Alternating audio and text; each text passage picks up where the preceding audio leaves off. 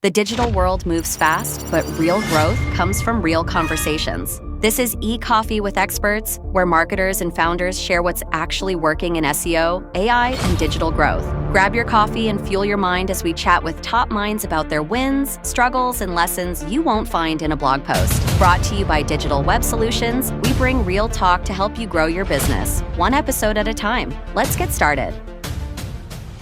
Hey everyone, Victor here back with Coffee with Experts, and today I brought you the Bad King in the UK. He has actually his own kingdom called Bad Kingdom. You guys might know about the brand itself, but Ashley Hainsworth is here today to talk with us about how he founded it up. As far as I know, the guy started at only 400 pounds when he was very young and he had more hair than he has right now. You know, success loses somebody's hair, so as you can see, I'm very due to pay my bills. Ash, how's it going today, my friend? Great, thank you. Yeah, it's really great to be on the show. Of course, and it's actually my honor, my pleasure to have you here. I know about the brand for a long time. You guys managed to make a dent in the UK market, not only in the bed market itself, as I said, but like overall, people know you, people strive to be as successful as Bad Kingdom is right now all over the world. But alas, I think we should start disclaiming and telling people about who you are, how you managed to get things up and running. As I said in the intro, I know that you started, it was in 2011, right? With only 400 pounds to sell mattresses online, and now look where you are. So why don't you walk us through how it all happened for you?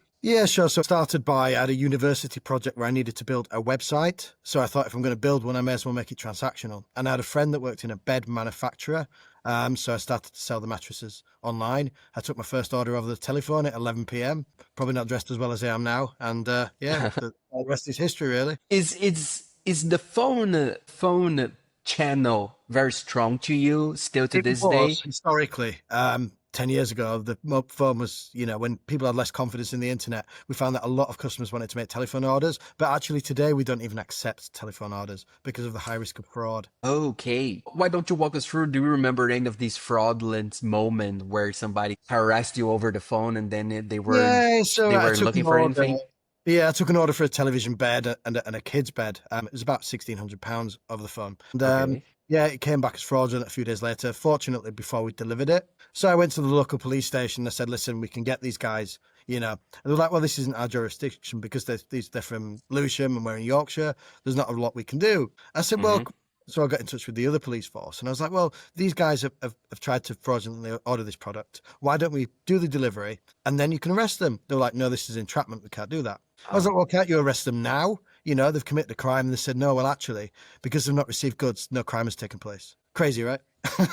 So it's kind of the same back in Brazil, at least from the stories that I hear about it. Like it's you can only arrest somebody. There's no punishment for the crime, It's Yeah.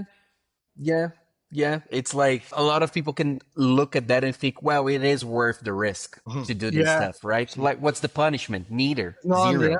I mean, they don't even investigate. They're not interested. You give you a crime number if you can be bothered. But yeah, there's no investigation and no recourse. It's almost like shouldn't really say this on the internet. It's probably going to get more people doing it, Yeah. That's the new business. That's the new business. But let's talk about what works and not fraudulent. What really gets people there, how they can make sure that they get their beds to sleep, and how Bad Kingdom operates right now. Because as I was saying, you guys are huge in the UK. So how's the logistics nowadays? How is it in regards to delivering beds, making sure that the customers get into your website? Bed is not something that you buy very often in a year, right?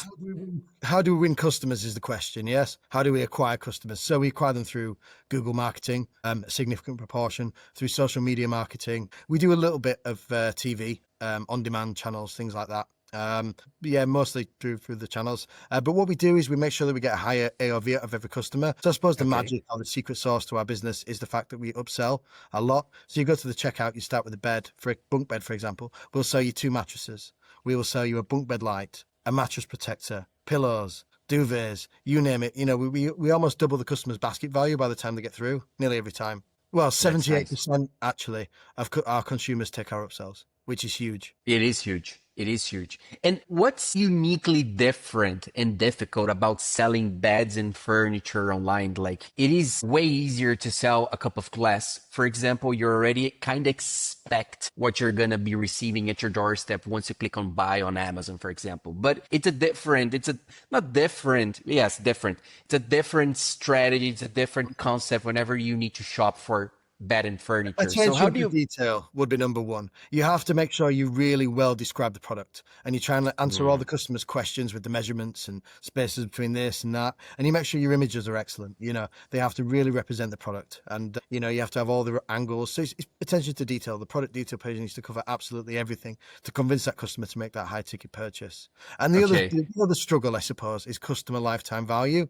Once they've bought the kids' beds, they're not going to come back for quite a few years. So, that's the biggest challenge in my industry and in the business, to be honest, is customer retention. So to try and increase our customer lifetime value, we're growing sideways. So we recently started a sofa company called Solace & Co. We're moving into dining and outdoor. The idea is we have more products in different rooms to sell to the consumers. So we're not just sort of a one-trick pony, really. Yeah, yeah. Which channel, since we're talking about then, which channel brought you the highest return over the investment that you did for the customer acquisition I'd part of say at the things? moment the highest return on investment is coming from marketplaces because it's a fixed fee to sell. And we're getting a heck of a lot of revenue through these different ones. We sell on the Range, B&Q, we're starting with Tesco. So, it's really, really, there's no risk in this model because it's just a percentage. And I suppose the only risk is what customers are we losing on our own website through the larger brand names like the Range. Are they taking customers away from us, I suppose is the question. Could we be selling directly and making more? It's a tough one. But I do believe that the marketplaces are going to be dominant in the next few years and it's the right place to go. What's your expectation for the upcoming years in regards to customer behavior, regards to buying decisions and everything else that can affect Bad Kingdom? So I think that the consumer journey is going to be more and more important as competition increases. I think there's going to be a lot more personalization. I think there's going to be a lot more sort of video chats with agents instead of, just telephone. And I think you're going to have to really, really work harder to win the customer. So proactive pop-ups, talk to us now, things like this, introducing AI to quickly answer customers' questions in the chatbots, that sort of thing. I think that the customer journey is going to have to be much more personal and you're really going to have to connect with your customer to get the purchase, I think. Talking about the personality part of things being personal. If I want to get a bed, I'm going to Bad Kingdom. But as far as I know, you have other brands, and so we've got a lot of brands in the business. So we've got Recoil, which is our gaming brand. We've got Maxitex, our mattress brand. We've got Flair Furnishings, which you can call our general merchant, and then we've got Solace & Co, which is our sofa brand and premium upholstery adult beds. Perfect. And do they all sell? They don't sell similar products. They are complementary, right? So you can buy the gaming one, for example, the gaming tables, the desktops for the games. They're not beds naturally. But do you try and convince your bad customers that they might need a gaming desktop and then you take them to that other website? How do you make sure that the customers of one brand get to know the other brands that you're also selling towards? So on the product pages, we have similar items you will also like. So we try and introduce customers to our other brands. But our brands all have a unique identity. And the product range, we make sure we keep very close to the brand image. And we believe that's going to be very important in the coming years, because, importing is becoming, very commonplace, especially Chinese manufacturers selling direct on Amazon. So what we believe that branding and marketing is the only way that you can really fight is, so we're investing a lot now in building the brand rather than just winning the consumer. And right now, talking about all of the brands that you have, Ashley, what's the best product that you sell? So at the moment, our most popular category is the gaming products, the gaming beds. That's nice. Things like that. It's our fastest growing category. And our second fastest growing category is the sofas that we just started to bring out. Really nice high-end designs, mid-market, European manufactured, but they're doing really, really, really well. And we did notice there was a gap in the market for next day sofas, which is what we do. So you order on Tuesday, it'll be in your house on Wednesday. And there's not many other retailers that do that. Even if you order from DFS, it certainly won't be with you tomorrow. So is those sofas, and it's I even apologize for not having the product knowledge of the sofa that you're selling, and I promise that I will afterwards. But I was in the market for sofas and for even beds and mattresses, I think 6 months ago when I moved to Porto. Bed, for example, was a very harsh decision to be made because we didn't know which beds would fit, not fit, but would arrive in the bedroom, you know, because it's one thing to have an open space like this, but then I have like a corridor that takes to a bedroom, and then you have to figure about the beds that you're going to be buying because of installation. Same for the sofas. Like, should I buy a very comfy sofa? Yeah, but what about the size of it? Oh, would it even go through the door? So these are the questions that a lot of people are considering right now whenever they need to buy these all our things. products are designed and assembled in a way that makes sure they can get in nearly every customer's houses. Perfect. We really think about our packaging in terms of the quality of it to make sure that our beds are basically bomb-proof. They can go out with any color, they won't get damaged. And we also make sure that they're coming in enough components so it can be easily carried upstairs, round winding stair. Even the sofas, we do in a modular fashion so that we know that our consumers can receive delivery of them and get them in the house. Because, you know, we don't want returns. We want the customer to get it the first time and be happy with it. Yeah. We do consider our products are built for our business model, basically, because everything is our own designs. I mean, we have 1,500 SKUs, and over the last decade, I've designed 900 SKUs myself. So all the products you see, you won't see anywhere else online. That's great. And even talking about the development of these products, as you said so yourself, China right now is very strong into delivering it directly to our doorsteps, right? You don't need the middleman anymore. But naturally, a lot of people still kind of relates the concept of being made in China with poorly made, right? With a lack of quality. And we have several brands already talking about, no, that's not the case. Everything's made in China, even the higher end ones. Are the products that you design yourself being fabricated in China, or are they fabricated in the UK or anywhere else in Europe? So we have factories all over the world: Malaysia, China, Vietnam, Estonia, Latvia, France, and Germany. Yeah, so and the quality is the same across them, right? I imagine. Well, because we make sure it is. Our attention to detail and our designs, you know, we really, really are good. We've got QC teams over there all over the world, and we design everything to be the best quality. We go above and beyond the standards that are required, and we try and make the best possible product because we want the customer to want to buy it again. And if you get something and you love it, and 3 years later you still think this is amazing quality, you know, you're going to reorder with us. So, you know, it's worth the effort, and it is an effort. Constantly monitoring. I imagine so. Again, especially you have so many options. If I buy a mattress today and I don't like it, I'm not gonna go back. I'm not gonna do a damage to the brand's reputation. Like, I'm not gonna proactively go and talk bad about them, but I'm not gonna go back either and buy from them, right? I think the challenge is that, you know, the consumer, they have a right to return within 30 days. You know, and if they don't like it, they can send it back. And once you've opened a flat pack piece of furniture, it's no longer sellable for us. So it's absolutely crucial that we make sure it's the right product for you. We do things like, for the mattresses, for example, we do comfort guides. We rate the firmness. And we try and tell the consumer, you know, do you like medium, do you like soft, or what? So we make sure they get the right product for them. And we also, we don't do any budget lines. Everything we do is of exceptional quality. Even on the top of the quality. Yeah, but I mean, we do have items in that price point, you know, 150, 200. But even with those, we make sure the product is exceptional. We won't go too low bar, you know. Everything we do is if we put our name on it, it has to be very, very good. That's great. And let me ask you this. How did you validate the market demand before you invested in the different brands? Talking about the gaming one, for example, because it's new, right? The whole gaming scenario is very new in the market itself. I remember I started gaming when I was 3 years old. This was in 1998, playing Super Mario World. And by the time we didn't have gaming chair, gaming desks, gaming anything. It was only some niche weirdos who would do stuff. And right now, as you said so yourself, it's one of the top selling that you have. So how we identified the market was, it was during COVID, actually. And there was a massive increase in demand for desks because everyone was working from home, stuck in their houses. Exactly. And that's what got us started on this journey with the gaming products in general. So we bought a lot of gaming desks from Poland, like 5 or 6 containers, just because we knew the demand was there. And that was via Google Trends. So we could see all of a sudden a massive spike in search terms for desks, gaming desks. And we thought, well, there's a heck of a lot of cheap desks on Amazon. And Argos that we couldn't possibly compete with, or we wouldn't want to. And so we thought, well, how are we going to have a point of difference? And then I looked into the gaming market and I thought, well, these are nice products with LED lights. And I thought, well, this is going to give us our point of difference and our margin, more importantly. And once we finished with the gaming desk, we realized, well, let's look at other areas in the house. And we're one of the first companies in the UK to bring out a gaming bed. So it's a bed with a gaming pod underneath and some really amazing things. I mean, it's one of our biggest categories and our fastest growing. I mean, if you go on our website now, we must have at least, 70 different gaming beds. And we've got more in development. Look, I wish I was a kid with a gaming bed. Not going to lie. I wish I was, that there wasn't a thing by then, but I wish I was, even to this day. If I And could have like, the other go on. benefit of the gaming market actually is because they have a longer shelf life for children. You can take them to the teenage years and they still don't want to swap them out. Whereas if they've got a theme bed, something shaped like a bus or whatever, it's not going to last them as long. So from the Yeah. parents' point of view, they're willing to spend more because they know it's going to be a product that's got some continuation. Yeah. Okay. No, that makes sense. Like a car bed, like a Ferrari Formula One bed. It's nice whenever I'm like in my 10th, but like as soon as I'm 13, 14, and I have friends coming over, and then I start developing feelings for either girls or boys, and I want them to come over.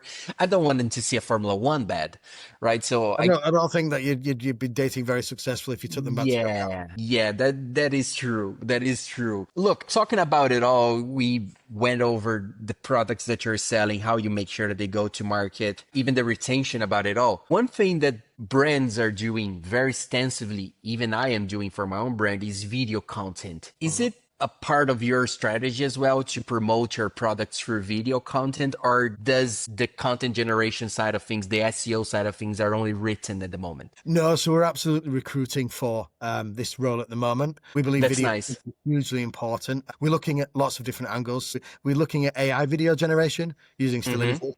With voiceovers, we've also we built a studio in our offices, full studio Nice. to video the products. We're planning on doing product reviews and testing, get people of influence to talk about them. Yeah, this is going to be crucial in the future, and it's massively growing. And also, we've noticed Google and SEO standpoint, if you get a really good video and you link it back to the product page, it also increases your rankings and it increases your relevancy, Google's perception of relevancy. So yeah, we think it's heck of important, and we're really, really investing in this. And I imagine that it must resonate very well with the audience, having the video of the bed, of the table, of everything. I imagine it's you're not just selling the bed, you're selling the lifestyle, how it looks, how it's going exactly. to feel. So to give a customer a perception of how it will look in their home is very important. Interesting, we're also working on a system where you can drag the bed, put it in your room.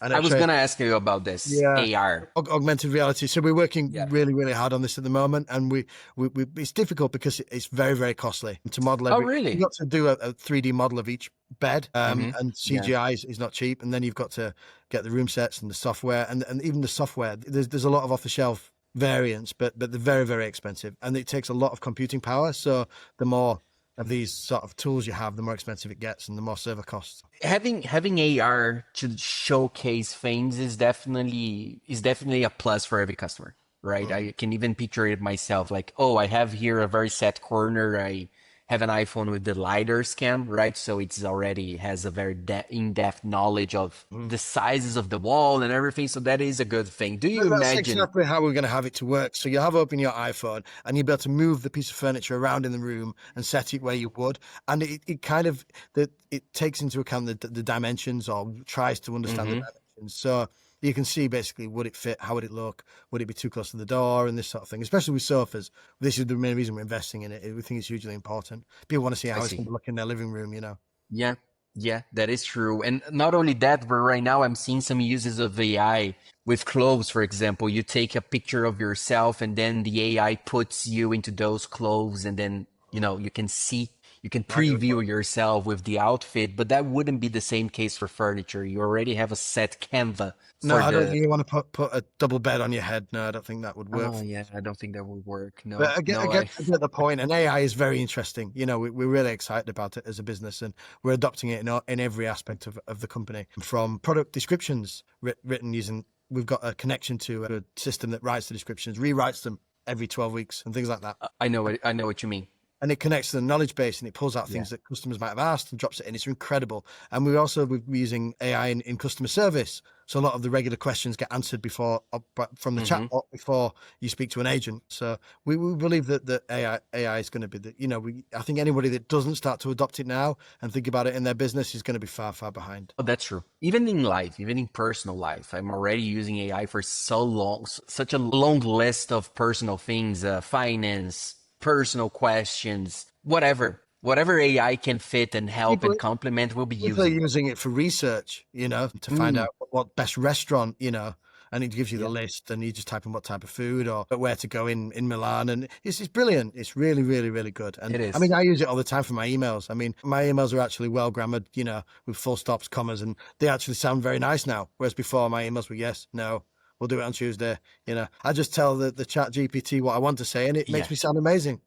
Look, what I do right now, and I just can't. I was talking about this in another podcast. I just can't send an email right now without going through grammar check on ChatGPT. Even if the email is like, thank you, Ash, for the amazing episode we just had. I am going to be screening it over AI just to make sure that I didn't do anything wrong. I know it sounds silly, but that's how we're living right now.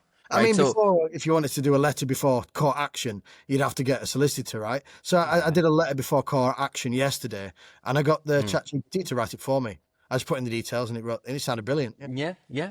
No, look, what an amazing time to be alive. That's how much technology is involved right now. Let me ask you this closing one, Ash. What's next for you? What's next for all of your companies? Because even though we started with Back Kingdom, right now we have so many that we're talking about. What's next for your ventures? What do you see is going to be coming next for you in the next 5 years? Something that you're going to be betting on that you can talk about, or just a process that you applied and you want to see how will it grow in the future? So the next steps, and one of the most exciting things is we're expanding into the UAE. So we're going to start. That's great. Buying Saudi Arabia, Oman, and Dubai with a central base in Dubai. We're starting with a third-party warehouse, but Dubai really excites us. You can go over there and you can feel the energy and the success, and we really believe that it's the best market to move into. America with Trump and tariffs is not so exciting at the moment. Yeah. Europe's a bit flat, and we just see the market in the UAE and as the place to go. And we started already. We developed the product range, and we intend to be live within 4 months. We're going to start with the apps. There's an app called Kareem, and there's quite a few others where you can order a bed on an app and it'll be delivered in a few hours to your property. I mean, that's the wonderful thing about the UAE as well, is everything's on top of each other. Logistically, it's perfect. Yeah, that's true. So we really are excited. It fits, because trying to deliver to all over France would be a nightmare. You certainly couldn't offer next day delivery like we do in the UK. The same for most European markets like Spain. But, we can actually match our business model. We can do what we're good at, what we've perfected in a different market, because the geography is, the distance between one delivery address and another matches what we used to. And this is why we want to do this market. I mean, in Dubai, our ambition is to have same day delivery. That's great. That's great. Can you imagine moving to a place and you need a new bed, and one day you already have the bed? That's our ambition. Yeah. That's what we want to do. And you're gonna achieve it for sure. Are you gonna be moving to the UAE as well? Or are you gonna be leaving the UK? So no, I mean, I won't be traveling there myself. We're gonna build a team over there. I may go over there quarterly or something. But I'm enjoy the sun. Yeah, maybe enjoy the. I love Dubai, but it's a concrete jungle. After a few days, it gets a bit. Gets a little.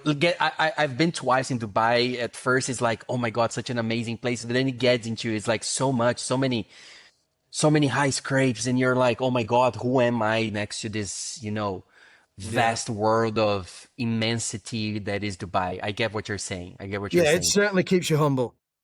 It does. Dubai is a very good place to keep you humble. That's for sure. Look, Ash, this is the questions that I had for you, and I very much appreciate your time here with us. We are a very humble podcast, but having you on the show to showcase that, we can start with 400 pounds and go to the UAE in the future is a possibility, and people need to see that this is a possibility. So from our side, just thank you for everyone who's watching us. If you need a gaming desk, if you need a gaming bed, if you need whatever it is in regards to furniture, you know who to look for. All the links will be down in the description below. And Ashley, just as I said, thank you for being a friend. Thank you for coming here with us. We hope and we wish you all the best in the future. Thank you too, Victor. Appreciate your time. Take care. Take care, everyone. See you in the next episode.